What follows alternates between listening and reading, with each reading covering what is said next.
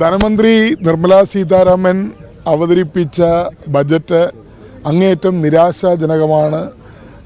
വളരെ അധികം പ്രതീക്ഷ വെച്ച് പുലർത്തിയ ബഡ്ജറ്റിൽ പാവപ്പെട്ടവർക്ക്, സാധാരണക്കാർക്ക്, ഇടത്തരക്കാർക്ക്, കൃഷിക്കാർക്ക്, പട്ടികജാതി പട്ടികവർഗ വിഭാഗങ്ങൾക്കൊന്നും യാതൊരു പ്രയോജനവുമില്ലാത്ത, അവരുടെ ദൈനംദിന ജീവിതത്തിൽ ആശ്വാസം നൽകുന്ന യാതൊരു പദ്ധതികളും പ്രഖ്യാപിക്കാത്തൊരു ബഡ്ജറ്റാണ്. ഞാൻ കഴിഞ്ഞ 10-25 ബഡ്ജറ്റുകൾ കേട്ടിട്ടുള്ള ഒരു ലോക്സഭാ അംഗമാണ്. ആ ബഡ്ജറ്റുകളിലൊക്കെ തന്നെ ധനമന്ത്രിമാർ പട്ടികജാതി പട്ടികവർഗ വിഭാഗങ്ങളുടെ ബഡ്ജറ്റിൽ പട്ടികജാതി പട്ടികവർഗ വിഭാഗങ്ങൾക്ക് പ്രത്യേകമായ ആനുകൂല്യങ്ങൾ പ്രഖ്യാപിക്കുന്നത് കേട്ടിട്ടുണ്ട് എല്ലാ ബഡ്ജറ്റിലും. എന്നാൽ ഈ ബഡ്ജറ്റിൽ പട്ടികജാതി പട്ടികവർഗ വിഭാഗങ്ങൾക്കോ, പിന്നോക്ക വിഭാഗങ്ങൾക്കോ, ന്യൂനപക്ഷങ്ങൾക്കോ യാതൊരു പ്രയോജനം ലഭിക്കുന്ന ഒരു പദ്ധതിയും പ്രഖ്യാപിച്ചിട്ടില്ല എന്നുള്ളതാണ്. ആകെ ഇൻകം ടാക്സ് അല്ലെങ്കിൽ ആദായ നികുതി 10 ലക്ഷത്തിൽ നിന്ന് 12 ലക്ഷമായി വർദ്ധിപ്പിച്ചു. അതുമൂലം മധ്യവർഗത്തിൽപ്പെട്ട ആളുകൾക്ക് അല്ലെങ്കിൽ ശമ്പളം വാങ്ങിക്കുന്ന സർക്കാർ ജീവനക്കാർ ഉൾപ്പെടെയുള്ള മധ്യവർഗത്തിൽപ്പെട്ടവർക്ക് 80,000 രൂപയുടെ ലാഭം ഉണ്ടാകുന്നു എന്നതിനപ്പുറമായി ഈ ബഡ്ജറ്റിൽ മറ്റൊരു പ്രയോജനവും ആർക്കുമില്ലാത്ത ഒരവസ്ഥയാണ്. കൃഷിക്കാരുടെ MSP മിനിമം സപ്പോർട്ട് പ്രൈസിനെ സംബന്ധിച്ച് ഒരുപാട് പ്രതീക്ഷകളുണ്ടായിരുന്നു. അതിൻ്റെ ഒരു പ്രഖ്യാപനം ഉണ്ടായില്ല. അതുപോലെ തന്നെ നമ്മുടെ രാജ്യത്തെ കോടിക്കണക്കിന് വരുന്ന പാവപ്പെട്ടവർക്ക് പ്രയോജനം ലഭിക്കുന്ന മഹാത്മാഗാന്ധി ദേശീയ ഗ്രാമീണ തൊഴിലുറപ്പ് പദ്ധതിയിൽ കൂലി വർധനവ്, തൊഴിലാളികൾക്ക് കൂലി വർദ്ധിപ്പിക്കുന്നതുമായി ബന്ധപ്പെട്ട പ്രഖ്യാപനം ഉണ്ടാകുമെന്ന് പ്രതീക്ഷിച്ചു. ആ പ്രഖ്യാപനവും ഉണ്ടായിട്ടില്ല എന്നുള്ളതാണ്.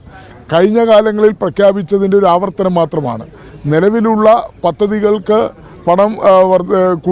പണം നീക്കിവെച്ചു എന്നതിനപ്പുറമായി മറ്റ് യാതൊരു പുതിയ സ്കീമുകളോ, പുതിയ പദ്ധതികളോ, പുതിയ ബഡ്ജറ്റ് ആനുകൂല്യങ്ങളോ ഉണ്ടായിട്ടില്ല എന്നുള്ളതാണ് ഈ ബഡ്ജറ്റിൽ എടുത്തു പറയേണ്ട അവസ്ഥ. അപ്പോൾ ഈ 10 ലക്ഷം രൂപ 10 ലക്ഷം രൂപയുടെ ഇൻകം ടാക്സ് അത് 12 ലക്ഷം രൂപയായി വർദ്ധിപ്പിച്ചതിനെ മാത്രമാണ് ഉയർത്തി കാണിക്കുന്നത്. അതൊരു സ്വാഭാവികമാണ്. കാരണം 10 ലക്ഷം രൂപയുടെ ഇൻകം ടാക്സിനെ അതിൻ്റെ പരിധി 12 ലക്ഷം രൂപയായി ഉയർത്തിയതിൽ അതൊരു സ്വാഭാവികമായ നടപടി മാത്രമാണ്. എത്രയോ കാലമായി ഇവിടുത്തെ ഇൻകം ടാക്സ് കൊടുക്കുന്ന ആളുകൾ ആവശ്യപ്പെടുന്ന ഒരു കാര്യമാണ്. ഡൽഹി തെരഞ്ഞെടുപ്പിനെ മാത്രം മുന്നിൽ കണ്ടുകൊണ്ട് നടത്തിയ ഒരു പ്രവർത്തനമാണ്. ബാക്കിയുള്ള കാര്യങ്ങൾ നോക്കുമ്പോൾ ബീഹാർ BJP കേന്ദ്ര ഗവൺമെൻറ്റിനെ പിന്താങ്ങുന്ന നിതീഷ് കുമാറിൻ്റെ പാർട്ടിയായ JDU ഭരിക്കുന്ന സംസ്ഥാനമാണ്. അവിടെ 4-5 മാസം കഴിയുമ്പോൾ തെരഞ്ഞെടുപ്പ് വരാൻ പോവുകയാണ്.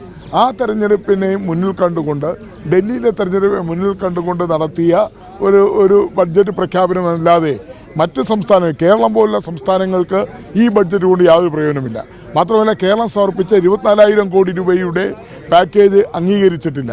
വയനാട്ടിലുണ്ടായ ദുരന്തത്തിന് സംസ്ഥാന ഗവൺമെൻറ് ആവശ്യപ്പെട്ട പാക്കേജ് അതുപോലും പ്രഖ്യാപിച്ചിട്ടില്ല. കേരളത്തിൻ്റെ പേര് പോലും പരാമർശിക്കുവാൻ ധനമന്ത്രി തയ്യാറായില്ല എന്നുള്ള അങ്ങേറ്റം നിരാശാജനകമാണ്, പ്രതിഷേധാർഹമാണ്.